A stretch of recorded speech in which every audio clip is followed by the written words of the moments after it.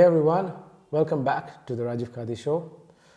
I know it has been a while since I posted another episode, but I was waiting for the right company. But today I have her with me. Meet Shilpi Shukla, a good friend, an avid biker. She works for a big multinational bank also, besides doing a lot of things. So today we'll be discussing her life as an influencer, and how she got into biking. So welcome to the show, Shilpi. Thank you so much. So I will actually tell you a little bit about myself. Hi guys, I'm Shilpi Shukla. I work in a multinational bank, as you mentioned. I also do horse riding. I actually just came from a horse riding session. I'm a biker and I want to learn a little bit of MMA from this guy. He is a big fan of MMA and he is amazing at it. You should actually see his work. Apart from that, I also make sketches, which you can see on my Instagram, which we will talk about in the later part of the video. Great. So Shilpi, when I first met you, you were just this unique personality. That when I met you at Throttle, I think it was the beginning of this year. Yeah. You were one of the few girls that were very consistent with biking, okay? Biking for me is kind of new, but again, I've always thought biking to be a predominantly male-dominated space, but it was so refreshing for me to see you there. So can you take us through your journey with biking? Sure. For me, motorcycling has always been there, I think, because when I was a kid, and with girls, what happens, they usually buy dolls and doll houses and all that stuff. With me, I used to buy miniature motorcycles. Nice. And cars, though I'm not a big fan of cars, but I used to do that. And later on, my guy friends used to ride motorcycles and I used to think that, I want to be there. I exactly want to do what they are doing right now. And that eventually happened. For me, it's a big stress buster. Like I work from Monday to Friday and then every Saturday, Sunday, you will find me riding. Nice. So I had a riding session in the morning. I will be having a riding session tomorrow as well. For me, I think it happened when I was 5. Okay. And that's when I got really passionate about motorcycling. And the moment I told my father that, I want to start riding, he told me, if you want to start riding, you just go and buy your own bike. Okay. And that's exactly what I did. Yeah? When was this? This was, I think, 5 years back. Okay. When I got my license. Okay. So it's been quite some time. He was thinking that I'm probably joking. But the moment I got my motorcycle, he knew that I'm serious about it. Yeah. So that's how it happened. So, I see you every day. Do you just ride for fun or does it make you feel something else? Because a lot of people, when I started riding, people were talking about spirituality. The spirituality aspect of riding, that it makes you feel so free. It makes you feel one with a machine that is powerful enough. Now, what is your kind of experience when you're riding a bike? Honestly, it's different. It's something that I can't even explain in words. Sometimes it's a stress buster, as I mentioned, but sometimes it's just for fun as well. You just go out, enjoy, come back. Sometimes it's euphoric, if you go out for long trips, like I went to Ladakh. That was one experience that I can't forget, ever. It was like, you just go there, you become one with the machine. And it's a big thing to even say, but once you're there, you know exactly what I'm talking about. For me, I think the first time I rode the motorcycle, I knew that there's no going back. Really? Yeah. It was love at first sight? Yeah, definitely. Love at first ride, let's call it Love that. at first ride, definitely. And honestly, when you ride every weekend, it becomes, a routine that anything that you can avoid, but this is one thing that you can't avoid. And sometimes I go solo, sometimes I will go in a group. It totally depends on the kind of mood that I'm having. When I'm anxious or upset, I go out for a ride and I'm normal. Yeah. It's just amazing. Isn't it? Nice. I'm getting to experience that now because I prefer riding solo because when I'm riding somehow there's a particular tune by Mozart and I'm humming that tune and I was talking to myself the other day, why do you sing this song, bro? You don't even like this song too much.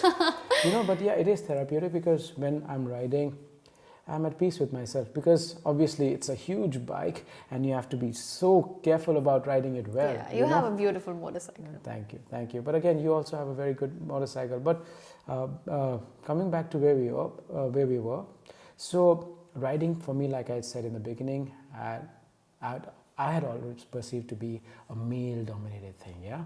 Was it difficult for you to get into this group kind of thing? Because you are a great influencer when it comes to the biking community today. So can you take us through that? I mean, your journey with guys being around, or is it just a myth, or is it true that it is too much of testosterone and not enough estrogen, not enough beauty in biking, except for the bikes? Yes and no, I would say, because when I started riding, I got a lot of support, especially from my folks. And in India, it is a big thing because usually parents and their families are also not supportive. Yes. So if somebody wants to go out, they would even make fun of them that you want to go into motorcycling. Why? What is it going to give you?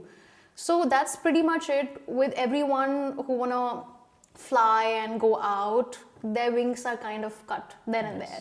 So that's a very big problem. In my case, that didn't happen, and I think I'm fortunate enough that didn't happen. But sometimes it was a big problem because safety issue is obviously there. Of course. And when we usually go out, people think that, you'll not be able to handle the weight, which is sometimes a problem because biologically we are obviously different. But you have to try. If you're not going to try, nothing is going to happen. And when it comes to a male-dominated sport, I think it's the same with MMA, it's the same with motorcycling or any other sport. Well said, yeah. You have to really get into it, train the same way that they are doing. That's how you'll be able to, be in that equity. So that's what I did. Sometimes when I used to stand on the red light, some people used to make fun. Some people used to even give me thumbs up. So it used to get balanced. Okay. Even right now on social media, there are people who are supporting me and there are people who criticize as well. And it's always going to be there. So it wasn't that difficult, but people would always, create problem, I think. Yeah, I know it is kind of sad. Yeah, because for especially unfortunately in the community that we live in today, any girl riding a bike, obviously stopping at the traffic light, you either become an eye candy or an inspiration. And most of the time it's the former, people are just looking at you. I mean, it's unfortunate, but it's true. But again, that's why we wanted to have this conversation. I wanted to have this conversation with you because you've broken so many stereotypes with such things, I have met other women bikers also, which hopefully in the future I'll talk to. But again, we were just talking about 15 minutes ago that you also have aspirations to hit the track very soon. What's with that? Honestly, I want to try everything with motorcycling, maybe motocross or tracks or normal riding, because you have to experiment. Unless you try, you will not know what you like. True. So that's kind of what's going on with me right now. And I'm giving it, a birthday present to myself. Nice. That I'm going to start motocross very soon. It's actually this month. This month? Yeah. Okay. So I'm going to start motocross. I'm giving some gears to myself. When it comes to, trying tracks and everything, it's very expensive. That's the reason why a lot of people are not doing it. Oh yeah, it is. Oh my expensive. God, it is. I mean, let's not even go there. So that's why even if I want to do it every month, I am obviously not able to do it every month. But whenever I get a chance, I just go. So this time I'm going to Coimbatore. It's one of the most technical tracks in India, and I think unless I go for it more, I will not know whether I want to do it or not, whether I want to pursue racing or not. True. So that's actually another ball game altogether. The things that you learn on the road, it's very different from track riding. So the way that we brake and the way that we put the body position, it's completely different. And I am actually learning from people. Otherwise, I think zero at track. I didn't even know what to do, when to do it. But I'm learning from people slowly and gradually, and eventually it will happen. Things take time. Of course, with your kind of dedication and with your kind of determination, I think everything is possible. Even for a lot of people who do a lot of things that seemed impossible at the first time, people have done it. They've proven to a lot of naysayers that okay, you don't believe in me now, but you will believe in me soon enough. So that's. But again, for women, I mean, did you learn how to ride by yourself? Did you go to any kind of institute? I mean, if let's say if someone like you, as young as you, like 18, 17, or even older people, they want to learn how to ride, what are the best places in Delhi NCR today? And yeah, if people want to go around India, do you know such places? So if you want to learn normal riding, I think when I started riding, there were not much schools. Now, if you come to Gurgaon also, there are at least 3-4 schools which are there even for women, especially for women. Okay. So you can go explore, learn and come back, which is good. But that time, it wasn't there. I was looking for schools. There was nothing of that sort. How did you learn that? So it's actually, it's a long story. I'm going to start with the cycling part because that's what makes it interesting. So my father, I think he's the one that I would give the credit to. Okay. Because he's always been strict when it comes to this. That, you know, you're a girl, but you should not treat yourself like one completely. Be different. You know, there's this notion that people say that, you know, my girl is like a guy. No. My girl is like a girl. That's you true. don't have to do that. So he just got me a bicycle and he told me that unless you learn it, don't come back home. What are you saying? And that was when I was, 5 or 6 years old. I was very young and I exactly did that. So I think that's how it started. And with the motorcycling part as well, I just went with my bike. I fell in the first go because I got the Interceptor. Okay. And it's obviously very heavy. Yes. So firstly, I was not even able to align it properly and I fell. Thankfully, I was wearing my gears, so nothing really broke. But I was laying on the road. People came, they helped me out. And then I stood up and then I tried again. I fell again. And then people started helping me out. And I think that's how I learned. So I'm not scared of, you know, falling from the bike because I fell so many times in the first day itself. Yeah, that's true. That's how I learned. Wow, that's an interesting story. I don't know if you want to take that route, but yeah, there are good schools. I would not recommend that. But again, that's what is missing. You talked about something very interesting, which I miss in today's parents, especially young parents who have very young kids. They're so protective, overprotective at some point. I mean, it's irritating. Yeah, I run a mixed martial arts club. There are kids who come in, and there are parents who come in who are already very scared even before the kid has tried. Obviously, like everything else, there is a chance to get hurt in anything. Even if you're walking, you slip and fall, you get hurt. You know, and I'm so glad that your father gave you an ultimatum that you go downstairs. No, it is the way to do it. I mean, that's how I think we need to toughen our kids up, because the more video games, the more phones and iPads these kids are playing with, they're somehow lacking the mental and the physical fortitude that hopefully till your generation we had some, you know. So what I was saying is, you talked about biking gas, okay? I mean, people just want to buy a bike. Yeah, I mean, let's say it's an X amount of money, but nobody's talking about buying the right helmets. People buy a good looking bike, they spend a fortune in buying a bike. I'm not talking about the big Harleys and the Ducatis of the world, but again, people are just, let's say, from a bicycle, they're upgrading to a bike. They're not taking care of their bodies very well because they just don't wear anything. Most of them are speeding. Most of them I've seen buying helmets of street vendors without any certification. So what is your take on riding gears, and how important is it for anyone, irrespective of gender? Honestly, it has nothing to do with gender, because for the motorcycle, it's the same, you know. But when it comes to gears, I think one of the main reasons why people are not going for it, it's because of the cost. Yes. But at the same time, if you really check it out, there are brands who are not as expensive as, you know, the brands that people usually wear. So instead of getting bothered by the fact that somebody is wearing expensive gears, just see how protective it is. And when it comes to helmet, you will actually see people not even having a visor, and they're just riding just like that, just to make sure that, you know, the cops doesn't come. That's the funny part. People want to wear a helmet so that the cops don't give you a ticket. It's to save your life, isn't it? And you will see them crisscrossing like anything, even after not wearing gears. I mean, they are just putting their life in somebody's, you know, hand, just like that.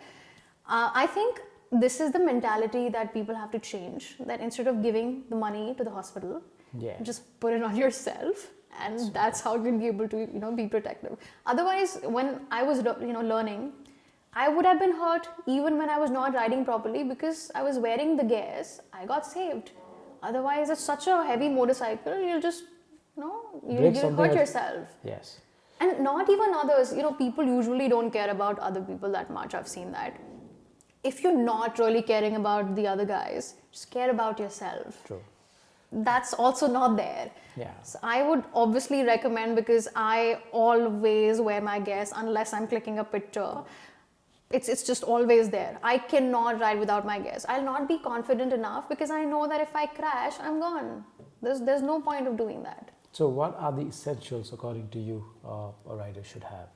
Basic essentials. I think that's actually a very basic need of every rider, that you have to have a helmet and GPS, because I think that's one thing that people lack. If you're a girl, I'm especially talking about girls, sure.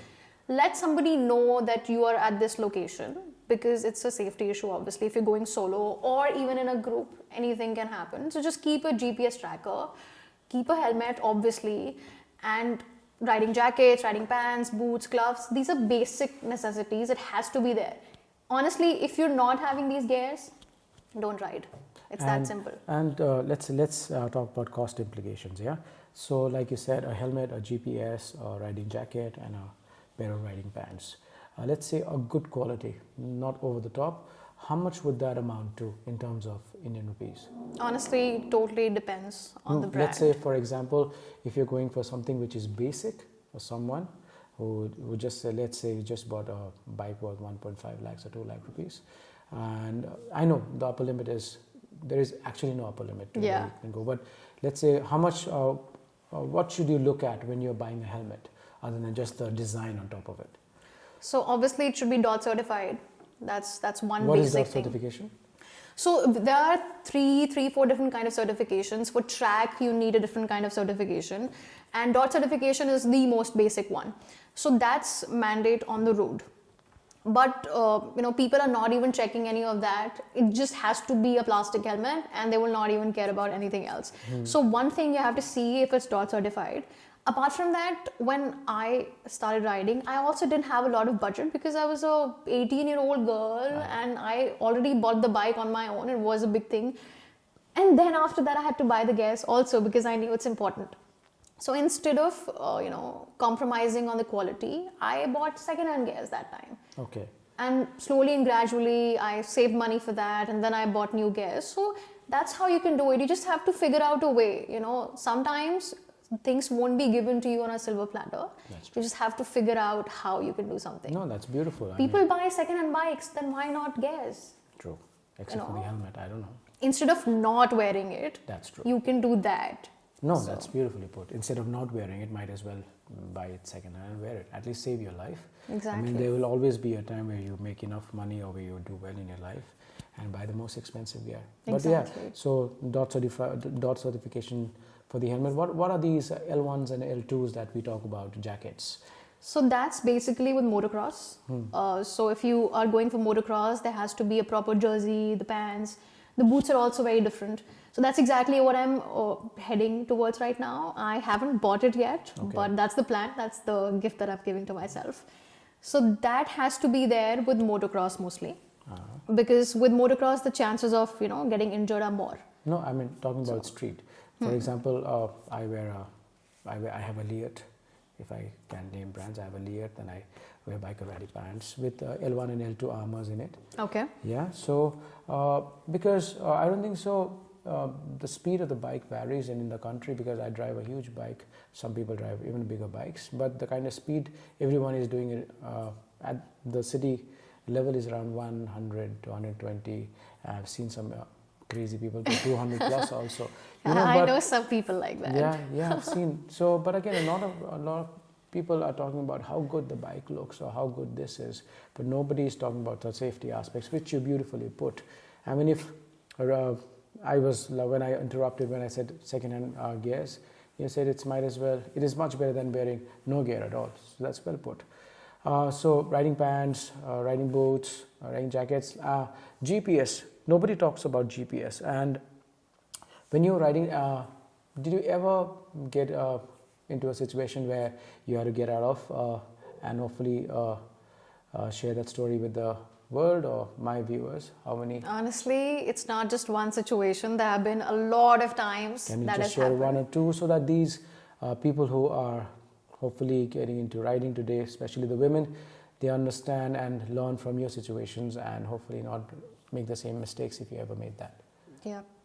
Well, if you're riding solo, that's the first thing that you have to see, that one person, at least that the one that you trust, should have your location. So I went to Murthal once at night because yeah, that was a bad decision. Okay. So I was, it was Saturday night and I was just not feeling it. I thought that, I'll just go out. What's the harm? So first thing I recommend girls especially, that if you're riding, don't really show that you're actually a girl. I put my hair under the jacket so that people don't get to know that's a girl riding. And there's a chest armor and a back armor, so it's not really, visible that it's actually a girl riding. My visor was black that time, but obviously it was night, so I couldn't just, put it there. So I was just coming out of a fuel station, and these 10 guys, they were standing, they were waiting for me, that I would just come out of that.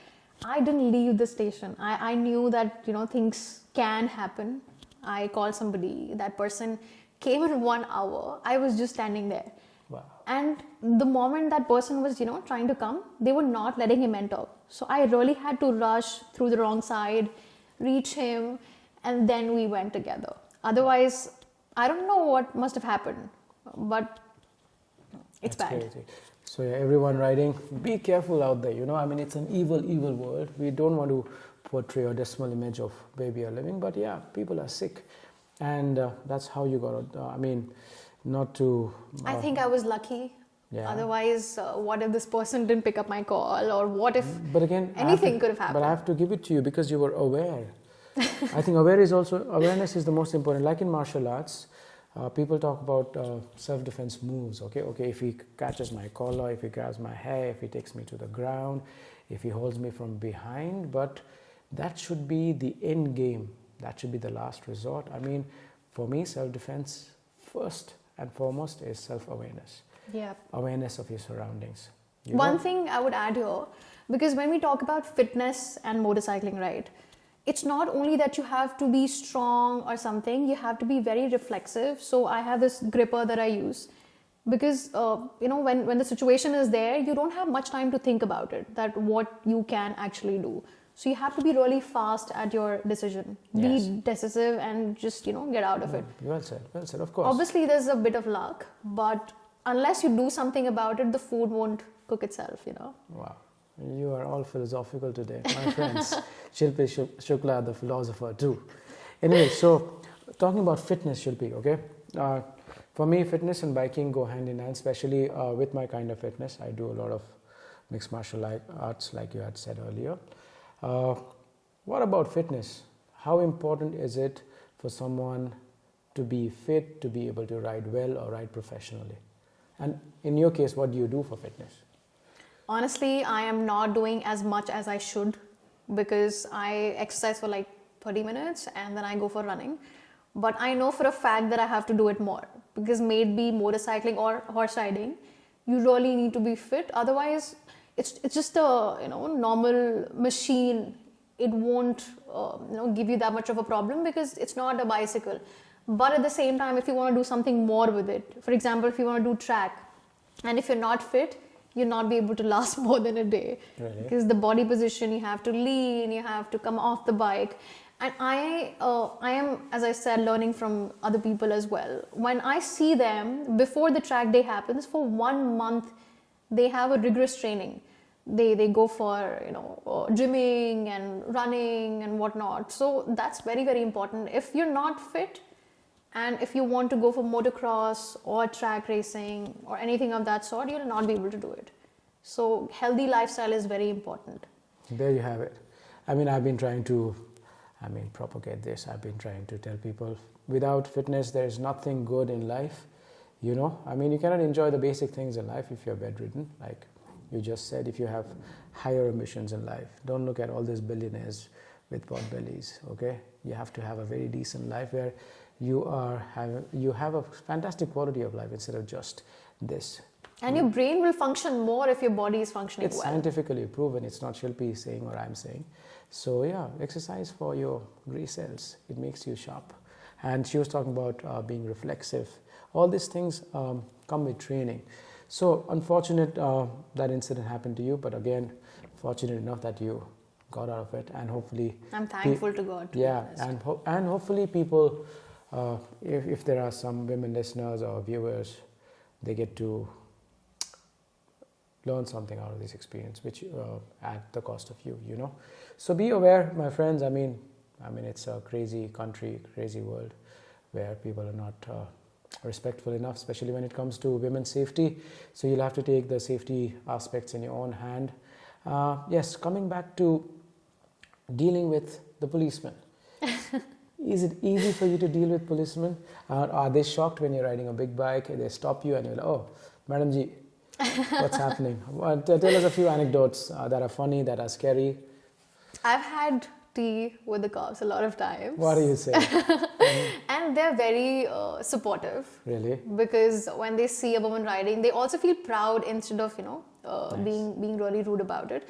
So far, my experience has been great. Yeah. Plus, I try my best to follow all the traffic rules. That's, I think, one of the reasons why the bad experience didn't come. Yes, that's true. Plus, I wear my helmet and everything at all times, so that's never going to be a problem. I don't jump red lights. That's good. Please don't jump red lights. Not a cool thing. I think most of the accidents kind of happen because of that, because people jump red lights a lot. Like, I think this happened in the second lockdown, right after the second lockdown was over. I was in Gurgaon, Okay. and this was actually near the cafe that we met. Okay. The cops stopped me. And the moment I put my visor off, they were absolutely all right. They said... They didn't say anything. They didn't say anything? I have a recording of that because Really? my GoPro was on and everything was being recorded. Okay. They were so nice, very respectful, and I think we should also respect them to get the respect in return. No, 100%, I believe. I've been caught by the cops once or twice. I've never been rude to them. And most of the time, even if it's a challan, it's a mistake that I have made, okay? And sometimes when I requested enough that I didn't see it or it was not my fault, they've understood. They've let me go. I mean, these guys are poor guys. They are standing in They're doing their job. Standing in the sun at 46 degrees, 47 degrees during peak summer and during winters when we are nice and cozy inside our cars. These guys are doing the job. So I think we should give them the respect. Obviously, there are some elements who will always try to bully bikers. Are you racing? Are you not racing? But again, I've seen bikers. But it's rare. But I've also seen a lot of bikers actually doing that. You know, The Yamuna Expressway. Yeah, popping a wheelie right in the middle of the city. Okay. Yeah, okay. it's actually against the laws as well. It has to be. Somebody could die. Yes. And what is your take on social media? I think it's a yes and no answer. Okay. Because there are times when there are no collaborations happening. Okay. And you just have to deal with it. Okay. You know, there's nothing that you can do about it. When I started, I think I had 500 followers. Okay. And it didn't happen in a day. It takes a lot of time, a lot of efforts. You have to be very consistent at posting. Okay. I have seen people, they start posting and they want results, yes. Immediately. It doesn't happen. Like me. So it doesn't happen like that. Even if you're talented, even if you are trying to be consistent, things happen eventually, slowly and gradually. Otherwise, if you give up in the midway, yes. you will never be able to reach where you wanted to reach. Absolutely. So if you're not, I heard this line from a very good person called Sandeep Maheshwari. Okay. And this is actually embedded in me. If you're not giving your 100% to one thing, there is no guarantee that you'll be able to give 100% to something else. That's true. So never leave something in the midway. When I started, I was just spending money. I wasn't getting anything back. And now when, I put posts about collaboration and a paid project or anything of that sort, people are like, you're so lucky. Luck doesn't work unless you're doing something about it. Well said. And when I really started putting collaborations and post about motorcycling or horse riding or anything, what I do in my life, it's pretty much there. So it's not only specific to motorcycling. That's true. My Instagram is very diverse. I put everything that I do, maybe sketching, horse riding, anything of that sort. Everything is there because it's how you are. The people who are not natural and something that they're not doing and they're just putting it there, it won't last. So unless you're actually that person, that's how you will grow. I wasn't making money in the first year, not even a single penny.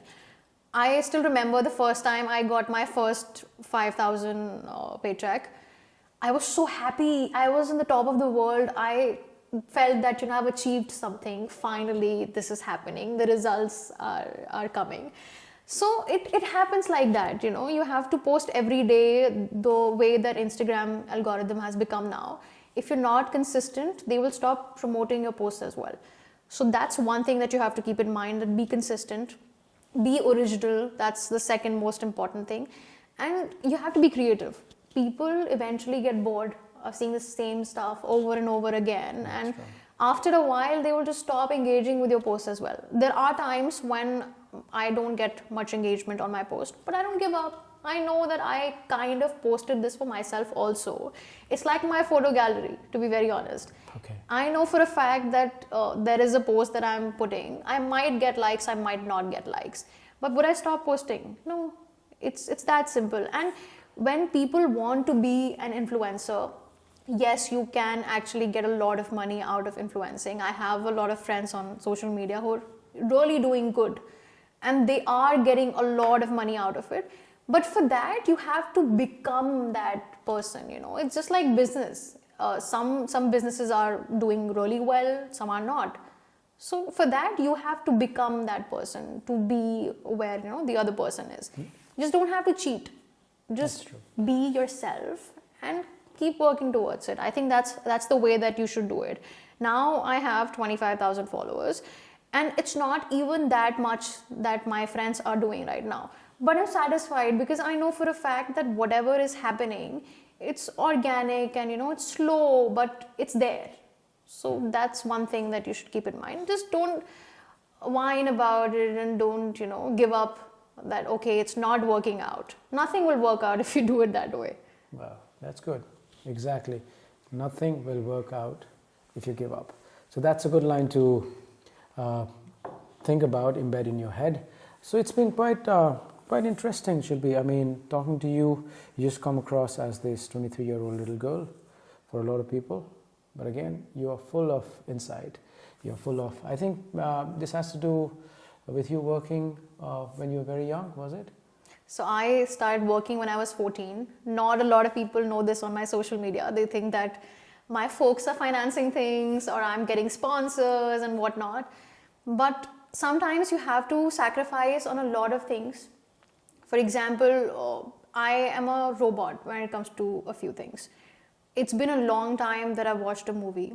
That's good. I know that, if I'm doing something for 3 hours and there is nothing that you can do about time. 24 hours will remain 24 hours. It will not become 25. So you have to figure out how you can maybe multitask. So I multitask a lot. I used to get criticism for that as well, that you're not focusing on one thing at a time. So how will you give your energy, your 100% energy? But then you get used to it. So now I am studying, I'm doing my MBA in operations management. I'm working Monday to Friday, and everything that I've financed so far, it's completely on my own. So when I was 14, I was in a radio station. That was a completely different thing, because that's something that I wanted to try and do. So I did that. And then doing sales and management, that was a totally different thing. But that's one thing I needed to do, because right now we have 4 people in the family and I'm the only person who's earning in the house. In India, what happens, usually people give up because they have to provide bread and butter to their family members, and they crush their dreams because of that. I didn't want to be one of them. Wow. I knew that I have to earn, I have to take care of the people, but at the same time, I don't want to crush my dreams. So I take out time for it. I try not to waste money in things which are not important. I have 3 friends, and I'm really happy about the fact that I'm able to give them time every day. And I'm also able to give time to other things because I'm not wasting that time in stupid stuff, So people pretend to be busy, Yeah. And pretending to be busy and actually being busy, it's very different. That's true. So you really have to figure that part out, that if you're prioritizing things or not, and what things are not important that you're doing and wasting time in that. So just do that, and I think everyone can figure that part out. So when I said I'm robotic that way, I keep a journal. If you see my bag, there's a journal there, and I write down pretty much everything. I have a weekly journal, a monthly journal, and I write every day that this is what I did, and this is what I'm going to do tomorrow, and this is what I'm going to do next week and next month. Wow. So it's like that. Yeah, pretty much very robotic, like you said, no? But I think that's the way to go about. If you want to excel in something, you have to be robotic. You have to be disciplined. In other words, robotic is basically being very, very disciplined, you know? And it's not that I'm not having fun. I am Of course, still I see enjoying. you having fun. you party a lot, but again, just when you want to party, you know? Exactly. Just when you want to party, not I because... parties once in 6 months. No, but again, motorbiking is a party in itself. Oh, For me, that's music is a absolutely party in true. itself. Working out is a party in itself. And regarding music, I listen to music almost all the time except when I'm riding, because obviously it's not safe. Yeah. That's one thing that you have to see. No music when riding. Because people saw the intercom on my helmet and they thought that I listen to music.